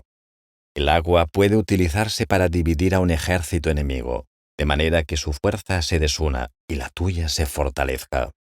Ganar combatiendo o llevar a cabo un asedio victorioso sin recompensar a los que han hecho méritos trae mala fortuna. Se hace merecedor de ser llamado avaro. Por eso se dice que un gobierno esclarecido lo tiene en cuenta y que un buen mando militar recompensa el mérito. No moviliza a sus tropas cuando no hay ventajas que obtener, ni actúa cuando no hay nada que ganar, ni luchan cuando no existe peligro. Las armas son instrumentos de mal augurio, y la guerra es un asunto peligroso.